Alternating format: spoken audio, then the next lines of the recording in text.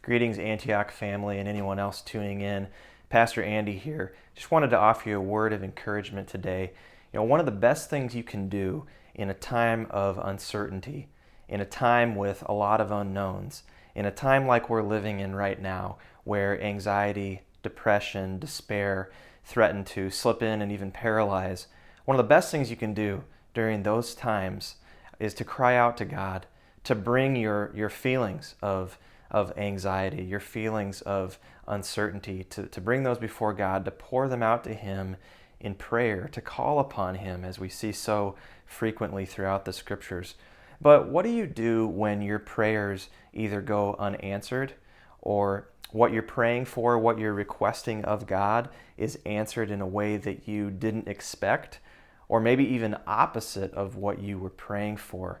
That can be discouraging. That can be disillusioning, actually, in our lives. Well, we have some guidance from God's Word and some things that we can remember during those times.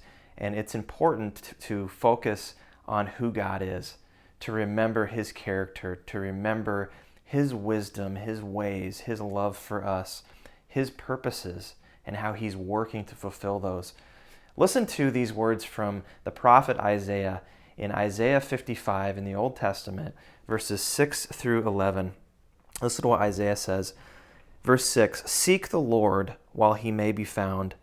Call upon Him while He is near. Let the wicked forsake his way, and the unrighteous man his thoughts.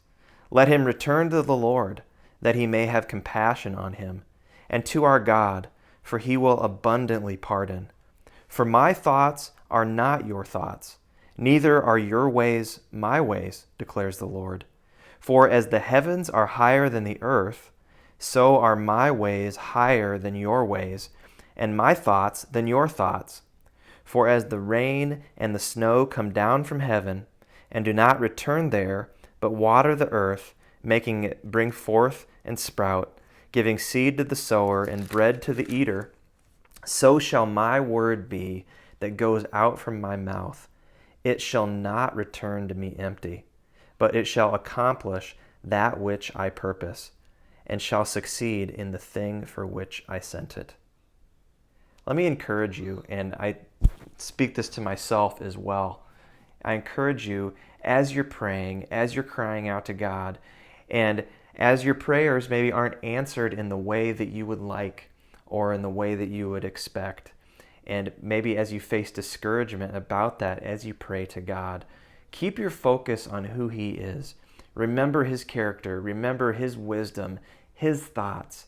They're infinite. They're beyond ours.